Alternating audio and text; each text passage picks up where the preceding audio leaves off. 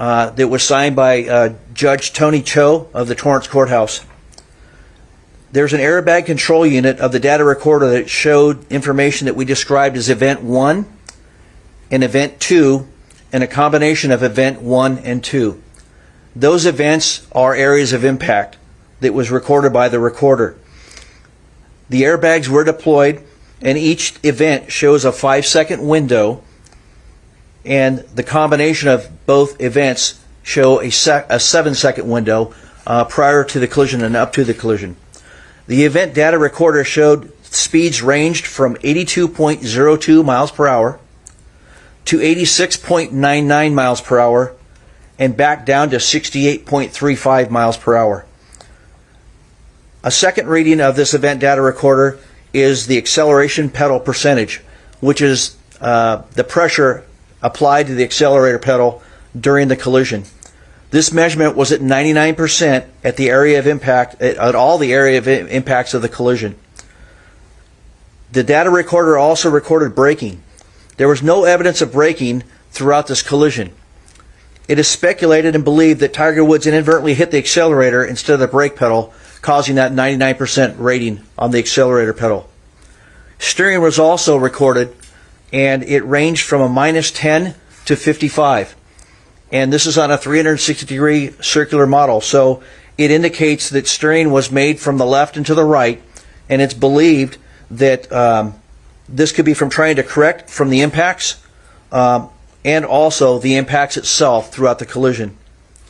Again, the estimated speeds of impact were 84 to 87 miles per hour at the median, 84, and then at the impact of the west curb line, it's estimated the speed was about 75 miles per hour. And these are estimated speeds based on the recordings from the data recorder. The cause of the collision is determined by the statements of the parties involved, any independent witnesses, facts of the scene and roadway, and the opinions of the traffic investigators. There were no independent witnesses of this collision, and the primary cause was driving at a speed unsafe for the road conditions and the inability to negotiate the curve of the roadway. No citation was issued, and there were no independent witnesses and no observations by a peace officer which would support the issuance of a citation. And that's all I have, and if you have any questions, we welcome them. So do you want to answer, or does the sheriff want to ask first? Just ask a question, that's fine. Captain, thank you, Elizabeth. Captain, was there any evidence of distracted driving? I mean, did you check his phone for any texting or anything like that? We did not check his phone for texting, and there was really no need to do that. And so there was no other evidence. The only associated factor, well, there's two factors: the speed and the failing to maintain the straight course of the curvature of the roadway. That's it. There's nothing from the cell phone to indicate any type of distracted driving. So there was no texting or phone calls or anything around that time? Not to our knowledge. Captain, what about blood work? And there was a lot made about being able to draw blood at the scene, which I know is preposterous, but the notion that you did have access to blood work at the hospital, did you seek a warrant for that at all? We did not seek a warrant because there was no indication for us to do so. And so based on all the facts, there was no evidence of any impairment or intoxication. And so in order to obtain a search warrant, you have to have probable cause to be able to articulate that. And that did not exist. So no DRE was ever even dispatched? We have our investigators out there, and they are qualified DREs, and so those questions were asked, and they're all indicated and documented in the report. Thanks, sir. Captain, can you explain this inadvertently hitting the accelerator? Can you explain that one more time? It's believed that when you panic or you have some sort of a sudden interruption while you're driving, your initial impact is to, or your initial thought is to hit the brake, and it's believed that he may have done that, but hit the accelerator and didn't hit the brake. We don't know that. He doesn't have any recollection of the incident, and like I said, that's a speculation. There is zero braking throughout that recording of the data recorder, and it's 99% acceleration on the pedal. Captain, wouldn't it seem to be logical to check to see if Tiger Woods was perhaps distracted using his cell phone or texting before the accident? Well, I mean, it's not going to change anything. The cause of the collision was the speed and the inability to maintain the roadway. And so all it would have been is an associated factor which wouldn't cause the collision. And our goal is to find out what the primary cause of this collision was, and that's it. Did you ask him if he was texting or on the phone before the accident? We don't have that knowledge. Captain, considering the fact that Woods was not recalling at all the fact that he had been driving, had no recollection of it, is that not justification for doing a DRE at a later time or potentially blood alcohol test? No, but my investigators, as they interviewed him at the scene and at the hospital, the questions were asked, and there was nothing to indicate any type of intoxication. He did answer those questions. He stated he didn't drink. There's nothing. He wasn't taking any medication. So those questions were asked and answered. And was there any reason for the excessive speed? Did he justify that at all? At this time, we're going to open it up to the phones. Thank you. Ladies and gentlemen, if you have a question on the phone lines, please press 1, then 0 on your telephone keypad. Captain, this yellow line, is that an accurate depiction of the... And our first question comes from Craig Bickner That's an estimate. with KNX News Radio. Please go ahead.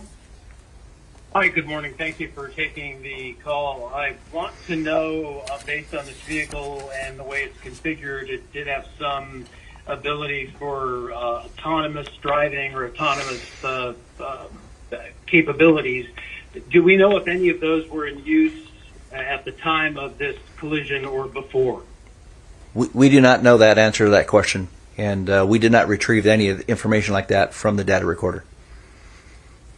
Captain, I think that car's equipped with cameras, too. Do you know if they were rolling on this thing? Which camera, sir? I believe that car can be equipped with cameras, like a dash cam. I don't believe that car had any cameras equipped. Captain, did Woods give any reason for the excessive use of speed? No, he has no recollection of that collision, so he's not even aware of the speed until it was presented in this case. Captain, how would you describe that speed for that situation? It's unsafe for the conditions, just like the vehicle code reads. The speed limit posted is 45 miles per hour, and he was driving in excess of that, and it caused the collision, so it's unsafe. Do you know how long he was traveling at that high rate of speed before the collision? No, I do not. All I know is a 7-second window that was recovered from the recorder.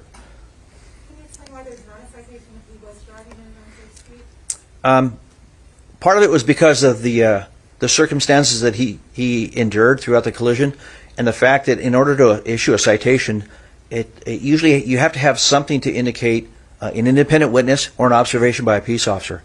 And so I can't just inadvertently go out and write tickets. And I mean, you can do it, but it would be kind of, I don't want to say a waste of time, but a lot of the courts will dismiss it because it wasn't observed by a peace officer. Captain, had somebody else been injured in this crash, how different would this investigation be? What kind of questions would you have wanted answers to that you didn't look for now? Well, if there was a significant injury or a fatality, then we definitely would have investigated it further. Do you think you asked enough questions and got enough answers from Tiger Woods? Absolutely. Captain, did he try and correct his steering at all, or was it basically straight off the road like this? There's indication of steering, whereas I gave the examples of the steering. So there was steering in the vehicle at the areas of impact, and it's unsure if it was him trying to correct the situation or if it was the impact of the vehicle at the areas of impact that caused that by the movement of the vehicle. The first impact is what I'm sorry? the first impact he drove right into it. He wasn't even correct at all. It's a raised median, so there was impact, and it did have an impact on the vehicle. Yes. Captain, can you tell us a little bit about your conversations with Tiger Woods in the moments that led up to the accident, what he remembers, what he doesn't recall? I can, in what I've reviewed in this situation, he is in a state of shock at the onset of that collision. He was awake. We helped him sit up a little bit, and then we tried to extract him from the vehicle by breaking the sunroof, and it wouldn't break. And so we waited for the fire department. So he was, I don't want to use the word alert, but he was kind of dazed and confused, being in a state of shock. And then he was interviewed at the hospital as well, and he was coherent. His speech was normal, and there are interviews of him at the hospital where he's answering questions in the emergency room. My question is leading up to the car accident. What he remembers doing moments before the car accident. What did he say he remembered doing before the crash? I don't have the answer to that question. I assume the questions were asked if he was distracted. Well, I know that I know that there was allegations of an incident that occurred prior to the collision, which I reviewed video footage, and he was. I watched him on video walk out to his car, put his personal belongings in his car, and drive off the property. And he was driving very normal, very slow, as he began driving, to the point where it didn't appear that he even hit the accelerator. He took his foot off the brake and allowed the car to roll away. He made complete stops at 2 stop signs and stopped for a traffic signal before entering the highway. And so there's no evidence of any increased speed or rush behavior. I guess leading up to the crash, though, was Tiger Woods late to an appointment? Was he on his cell phone? What did he tell you about the moments leading up to the crash, why he may have been traveling at that speed? I don't believe he recalls that. The only statement I recall seeing in the report is that he had a long day the day prior. We can take another question from a caller. Thank you. Our next question on the phone comes from Brendan Geoffrion with TMZ. Please go ahead. Hi, Sheriff. The sheriff said the day after the accident, no crime was committed. This is speeding and reckless driving that we're talking about. So how did you arrive at the conclusion that there was no crime? Well, speeding is an infraction, and it's not criminal in nature like a misdemeanor or a felony, and there's no evidence of reckless driving. So that statement was never made.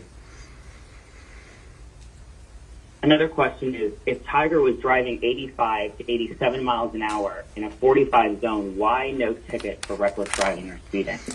Because reckless driving, you have to have multiple violations in conjunction with one another, like multiple unsafe lane changes, passing vehicles in an unsafe manner, kind of like road rage stuff, and that did not exist here. Therefore, reckless driving is not appropriate. And the speeding, there was no independent witnesses regarding the speeding, and it wasn't observed by a peace officer, so no citation was issued. Last question for you. In your opinion, did Tiger make a conscious effort to avoid the accident? We don't know that. Captain, how often is that the case? Woods walked away without the citation. When you consider other drivers in practice similar to this, how often is that the case that they are not cited later because of the excessive speed?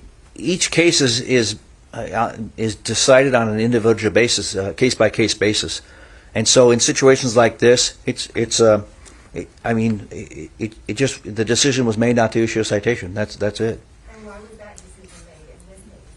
Well, as I stated, there was no independent witness to support that saw the violation, and there's no deputy sheriffs or peace officers that witnessed the violation. Let me add to that real quick. The decision not to issue a citation would be the exact same thing for anyone in this room who went through the same situation, a solo traffic collision. There's no witness. It's an infraction only, and we're not going to issue a citation on an infraction not committed in a peace officer's presence or independent witnesses, period. That would apply to everybody. So any inference that somehow is special is false. Despite the evidence that you have on the event data recorder? The event data recorder, that tells us physically what happened, but we need a human being to witness it.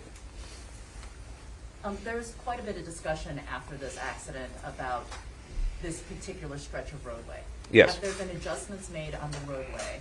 And how much of this accident do you blame on the roadway versus the driver? Well, this stretch of particular roadway, I believe we spoke a few weeks ago that it had, I think, was it 13 or 14? 14 traffic collisions. If you're going like a quarter mile prior to a quarter mile after that stretch of roadway in particular. So it is hazardous. It encourages it just by the design is straight away going downhill into a curve.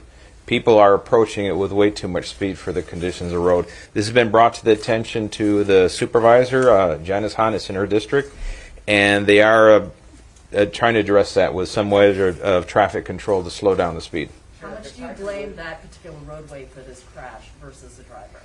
Well, it's the driver bears a responsibility regardless of the roadway, as long as the roadway is designed with the basics.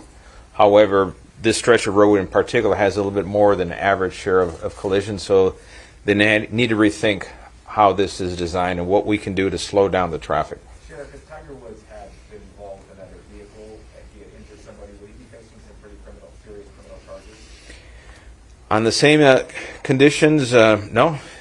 if there was an issue of an impairment or reckless driving, and then by extension there's a victim from another vehicle, then there would be a consideration. But we don't have either reckless driving, we don't have any evidence of impairment, so no, that would not apply. But it also seems as though you guys didn't apply for a search warrant to see if you were testing or distracted. To apply for a search warrant, you have to have probable cause. And to get probable cause, you need to have a building blocks of elements to indicate that someone potentially committed a crime. And that's higher than just a reasonable suspicion. And we do not have those building blocks to get to a probable cause. So therefore, you cannot approach a judge with a search warrant just because, well, we knew he had trouble in the past or something, therefore, can you sign this? And the judge is going to say, get out of here. All right, at this time, it's going to transition to Spanish. Will you be able to answer questions non-crash related? Sure. Thank you. All right, para español, como hice una promesa cuando ocurrió ese incidente con el golfista Tiger Woods, que ese accidente ocurrió el 23 de febrero en la ciudad de Rolling Hills Estate, y gracias a Dios sobrevivió el accidente, que fue muy violento, y tenemos los resultados de esta investigación. La primera causa que por lo que este accidente ocurrió fue la velocidad demasiado alta para las condiciones de este estrecho del camino, del Boulevard de Hawthorne. Y la segunda es el que iba manejando Tiger Woods no pudo manejar la curva después de una recta. La combinación de esos dos factores fue el resultado de ese accidente y la causa del accidente. Se estima que su velocidad era entre 84 y 87 millas por hora al momento del impacto con el centro de la calle. Y cuando chocó con el árbol al otro lado de la calle, al lado oeste de la calle, andaba a 75 millas por hora. Y no fue citado por alguna infracción del Código de Vehículos de California por no haber testigo presente, y no hay evidencia de que estaba manejando bajo los efectos del alcohol o de alguna droga, y no hay causa para obtener una orden de búsqueda para información para, por ejemplo, de análisis de la sangre, cosas así. Y esos son los resultados, y cualquier sugerencia de gente que se llaman expertos de que recibió algún tratamiento preferido por ser célebre son totalmente falsos. Nosotros hacemos miles de estos reportes cada año, y el Código de Vehículos de California, la sección 2012 o 20012, dice que solamente los que son participantes de un accidente automovilístico son los que pueden recibir el reporte, nadie más. Y entonces fue por la cooperación de Tiger Woods, y él dejó salir a la luz pública el accidente, que podemos hablar de esta manera. ¿Alguna pregunta en español? Sí, ¿Ustedes verificaron el celular para saber si Tiger Woods iba manejando y enviando textos al momento del accidente? Para obtener los datos del teléfono celular se necesita también una orden de búsqueda. No tenemos los elementos para establecer esa razón para tener esa orden de búsqueda. Pero según él, no lo andaba haciendo. Señor Villanueva. Sí. Gracias. ¿Se le dio trato preferencial en este caso a Tiger Woods? No, en ningún momento. Nuestra primera preocupación es sus heridas eran muy serias, de vida o muerte, y queríamos rescatarlo, salvarle la vida y salvarle la pierna, y los paramédicos, los bomberos lo llevaron inmediatamente a un salón de emergencia de la primera categoría. Ellos pasaron a varios hospitales y fueron al Hospital General, was it Harvard? Right? Harvard General? Sí, ahí donde tiene un centro de trauma. Pero en un caso como este, señor Villanueva, ¿no es normal de que se le haga una prueba sobre alcohol o sobre drogas cuando hay un accidente de esta magnitud? No, tiene que haber, para hacer eso, tiene que haber elementos que dicen que había una embriaguez de alguna forma.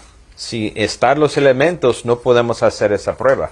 Esas pruebas son muy intrusivas, y se requiere por la cuarta enmienda de la Constitución de los Estados Unidos, la Carta de Derechos, se requiere tener causa probable para entonces buscar esa orden de búsqueda, que nos permite obtener análisis de sangre, los datos de los teléfonos celulares, por ejemplo, sin tener esos elementos para causa probable, no se permite. Eso es la Constitución y esa Constitución, esos derechos aplican ya sea a Tiger Woods como a cualquier persona aquí, como a cualquier persona en la calle. Si iba a alta velocidad, entonces, ¿por qué no recibió una multa, señor Villanueva? Porque cuando se da una multa tiene que ser observado por un oficial de la ley y la orden. No puede ocurrir remotamente y después lo hacemos. Tenemos que observarlo. Y porque es una infracción, no es un crimen menor o delito grave. Infracciones, tenemos que estar presentes. Okay? I think... Yes, thank you, Sheriff. I was watching a town hall meeting the other day with Supervisor Holly Mitchell, in which she referred to the leaders of the DA's Association, Sheriff's Association, Law Enforcement in LA County as white supremacists. I just wanted to know if you had a comment on that. Well, those comments, I don't expect them from a responsible elected official in Los Angeles County or anywhere in this nation. It's reprehensible, irresponsible, and I think that supervisor owes an apology to an awful lot of people who dedicate their lives to preserving public safety, the public peace, and put their lives on the line, and to, paint them with a broad brush of white supremacists is just totally uncalled for. It's unprofessional. Do you suppose these kinds of comments coming from elected officials will drive some sort of public sentiment? Well, it does. It drives a narrative for people that already have an animus towards law enforcement, which makes the job of deputies and police officers out there contacting the people that don't want to go to jail to begin with when they're in the act of committing a violent crime. Now they have more... They somehow feel that now they have a supervisor backing their play that they can resist being arrested, even though they're committing a crime. So this does not help officer safety out there in the field. And all it does is it continues a spiral of conflict between community members and law enforcement. It does not serve the public's interest at all. Over Easter weekend, there were 11 homicides in Los Angeles County. That's probably one of the highest on an Easter weekend. I wonder if you had any thoughts on that. Well, the crime continues to spiral out of control, particularly violent crime, and our homeless situation is spiraling out of control. I need supervisors to start focusing on violent crime and our homeless situation. Those are the twin crises that is important to every single resident of Los Angeles County. And, to take cheap shots at law enforcement for what you perceive to be your political gain does not solve either of those two problems. So our job, my job, is to focus on violent crime and the homeless situation. And I expect everyone else to do the same, from City Hall, Board of Supervisors, Governor's Office. We need to get busy now because the problems are real, and just trying to fan the flames of political divisions does not solve any of these problems. Last question. Violent crime is up in Los Angeles County. Homicides alone, we measured them on Monday, 152%. Which under ordinary times is, people would say, oh my God, that's extraordinary. It's a crisis. It is a crisis. Unfortunately, the times we live today, there's people that think, so what? Who cares? They still have their agenda, and they're just going to ignore people dying left and right around them. We're not going to ignore that. Do you have a number to tie to that? I'm sorry, Captain. Do you have a number to tie to that 159%? I do have the number. We can provide it for you. Yes. I just saw the chart on Monday, and it actually went up from 133% to 152%. And that's prior to calculating this weekend. Just one last question on the crash. I'm Yes. curious about Tiger Woods, the airbags that went off. Do we know if the airbags went off when he hit the center divide, or when it? Because I know there was multiple airbags, or did they go off after he hit the tree? Well, typically the airbags depend on what type of sensor they have. There's sensors that are bumper, and they're impact generated, and those make everything go off. There are other ones that are a little higher end that they sense a loss of inertia, and then they deploy. So I don't know if you know which type of... It's believed at the sidewalk in the tree. Sidewalk in the tree? All right, so there you go. So they went off when? When they hit the sidewalk in the tree. So at different times? Yes. Final question will be from our last caller. Thank you. That will come from the line of Haley Winslow with Fox LA. Please go ahead. Hey, Sheriff, thank you so much. I'm just wondering about the body cam footage from the deputies who responded to Tiger's crash. Will that be released? Are we going to release that? I believe not. And I think at that point, all it's going to show is a badly injured person. They have their privacy issues. That we'll respect that. Right. Okay. Thank you. Yes, we'll leave the graphics up. All right. All right. Thank you. All right, thank you. That concludes the press conference. Have a great day.